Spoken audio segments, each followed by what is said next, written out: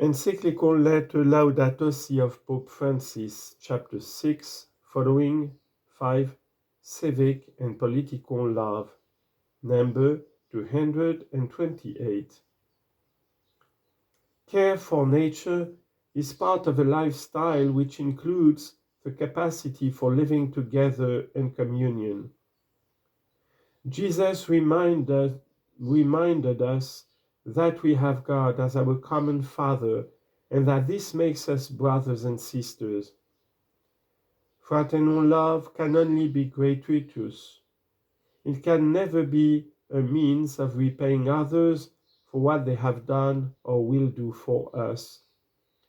That is why it is possible to love our enemies. This same gratuitousness inspires us to love and accept the wind, the sun, and the clouds, even though we can't control them. In this sense, we can speak of a universal fraternity. We must regain the conviction that we need one another, that we have a shared responsibility for others and the world, and that being good and decent are worth it. We have had enough of immorality and the mockery of ethics, goodness, faith, and honesty. It is time to acknowledge that light-hearted superficiality has done us no good. When the foundations of social life are corroded, what ensues our battles over conflicting interests, new forms of violence and brutality, and obstacles to the growth of a genuine culture of care for the environment.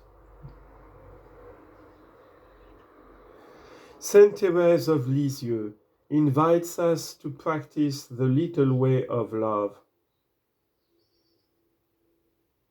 Not to miss out on a kind word, a smile, or any small gesture which sows peace and friendship.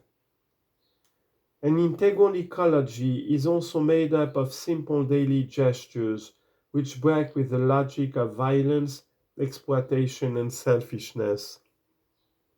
In the end, a world of exacerbated consumption is at the same time a world which mistreats life in all its forms.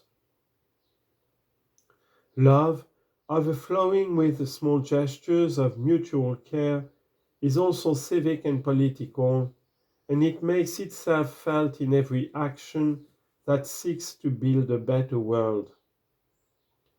Love for society and commitment to the common good are outstanding expressions of a charity which affects not only relationships between individuals, but also macro relationships, social, economic, and political ones.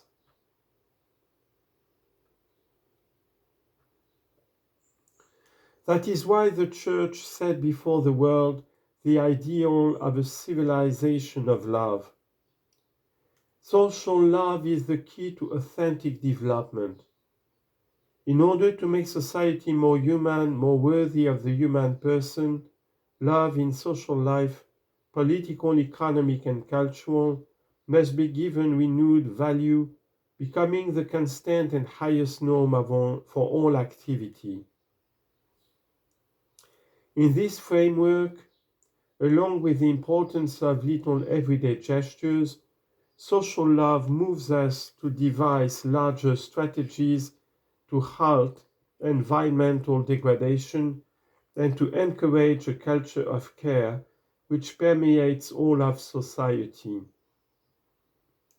When we feel that God is calling us to intervene with others in these social dynamics, we should realize that this too is part of our spirituality, which is an exercise of charity and as such matures and sanctifies us. Not everyone is called to engage directly in political life.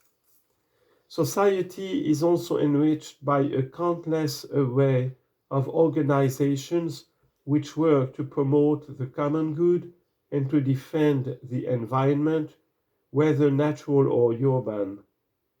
Some, for example, show concern for a public space, a public place, a building, a fountain, an abandoned monument, a landscape, a square, and strive to protect, restore, improve, or beautify it as something belonging to everyone.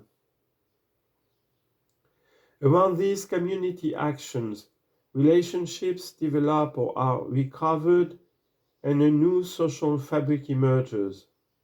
Thus, a community can break out of the indifference induced by consumerism. These actions cultivate a shared identity with a story which can be remembered and handed on. In this way, the world and the quality of life of the poorest are cared for with a sense of solidarity, which is at the same time aware that we live in a common home which God has entrusted to us. These community actions, when they express self-giving love, can also become intense spiritual experiences. 6. Sacramental signs and the celebration of rest. The universe unfolds in God who fills it completely. Hence, there is a mystical meaning to be found in a leaf, in a mountain trail, in a dewdrop, in a poor person's face. Note: the spiritual writer Ali al-Khawas stresses from his own experience the need not to put too much distance between the creatures of the world and the interior experience of God. As he puts it, prejudice should not have us criticize those who seek ecstasy in music or poetry. There is a subtle mystery in each of the movements and sounds of this world. The initiate will capture what is being said when the wind blows, the trees sway, water flows, flies buzz, doors creak, birds sing, or in the sound of strings or flutes, the sighs of the sick, the groans of the afflicted. It was a quote from the book of Eva de Vitré-Meyerovitch, Anthologie du Soufisme, Paris 1978. End of quote, end of note. The ideal is not only to pass from the exterior to the interior, to discover the action of God in the soul, but also to discern God in all things. Saint Bonaventure teaches us that contemplation deepens the more we feel the working of God's grace within our hearts, and the better we learn to encounter God in creatures outside ourselves. St. John of the Cross taught that all the goodness present in the realities and experiences of this world is present in God eminently and infinitely, or more properly, in each of these sublime realities is God. This is not because the finer things of this world are really divine, but because the mystic experiences the intimate connection between God and all beings, and thus feels that all things are God. As said St. John of the Cross in the Cantico Espiritual.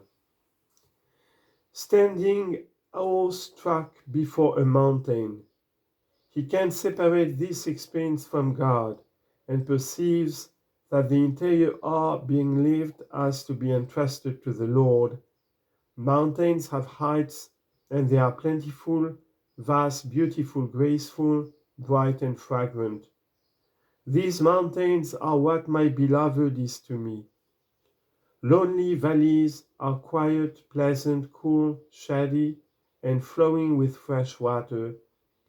In the variety of their groves and in the sweet song of the birds, they afford abundant recreation and delight to the senses, and in their solitudes and silence, they refresh us and give us rest. These valleys are what my beloved is to me.